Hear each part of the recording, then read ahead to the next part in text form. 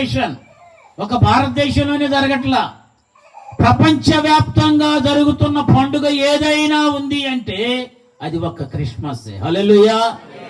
ఊరి పండుగ ఉంటది, ఇంటి పండుగ ఉంటది, గ్రామం పండుగ ఉంటది, కులం పండుగ ఉంటది, జాతి పండుగ ఉంటది, కానీ ప్రపంచవ్యాప్తంగా ఒకే ఒక్క పండుగ జరుగుతుంది, అందరూ జరుపుకునే పండుగ. It is a universal Christmas. It is a historical fact. ఇది చారిత్రాత్మకమైనది. It is a physical fact. ఇది భౌతికమైనది. It is a universal Christmas అంటాడు. అంతే. చాలా మంది ఈ క్రిస్మస్ అనుకుంటారు, చాలా మంది ఈ క్రిస్మస్ ద్వారా బోల్డన్ని బహుమతులు ఇస్తూ ఉంటారు, బోల్డన్ని ఆ భోజనాలు ఈ భోజనాలు ఈ విధంగా ఇది చెయ్యాలనే. క్రిస్మస్ అంటే కేరింగ్, షేరింగ్, గివింగ్. దేవుడు మానవుడుగా భూమి మీదకి తగ్గించుకుని వచ్చాడు. హల్లెలూయా. సర్వపాప పరిహారో రక్త ప్రోక్షం అవశ్యం, తద్రక్తం పుణ్యదాన బలియాగం అన్నారు. ఈ సర్వపాపం పోవాలి అంటే ఒక పుణ్యయాగం జరగాలి. అది ఒక యవ్వన రక్తమై ఉండాలి, పాపం లేనిదై ఉండాలి, పరిశుద్ధమైనదై ఉండాలి. ఎవరున్నారు ఇక్కడ? అనేక మంది రకరకాల జపాలు తపాలు చేస్తున్నారు, కానీ పాపము లేకుండా పరిశుద్ధుడిగా పుట్టిన వారు ఎవరైనా ఉన్నారు అంటే అది ఒక యేసుక్రీస్తే. హల్లెలూయా.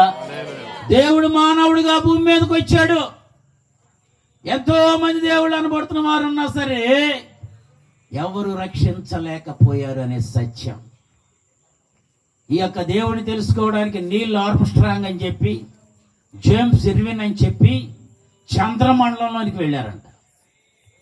చంద్రమండలంలోనికి వెళ్ళి వాళ్ళు దేవుణ్ణి తెలుసుకోకుండా వాళ్ళు చంద్రమండలం చూసి వచ్చిన తర్వాత మన విజయవాడ పట్టణానికి తీసుకొచ్చారు దైవజనులు యేసుపాదమయ్య గారు.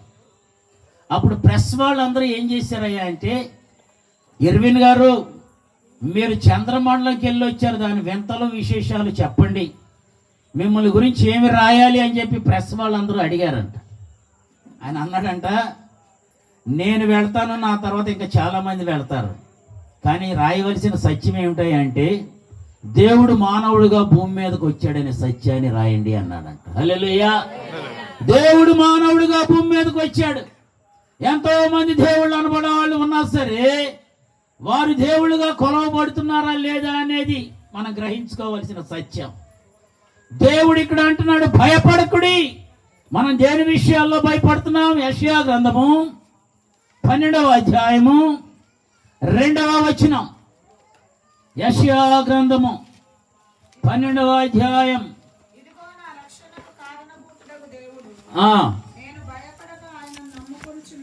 చాలండి. ఎవరు భయపడరు.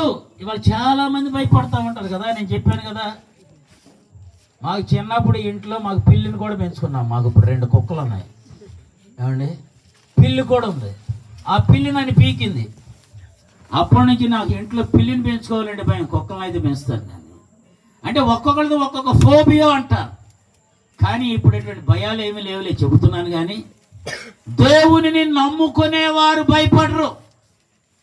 ఇవాళ చాలా మంది రకరకాలుగా మరణకరమైనది ఏది తాగినను వారు నాగుపాములను పట్టుకొందరు, సింహాలను పట్టుకొందరు, విష సర్పాలను పట్టుకొందరు. హానికరమైనది ఏది తాగినను వారికి ఏమి సంభవించదని బైబిల్ గ్రంథంలో అంటారు.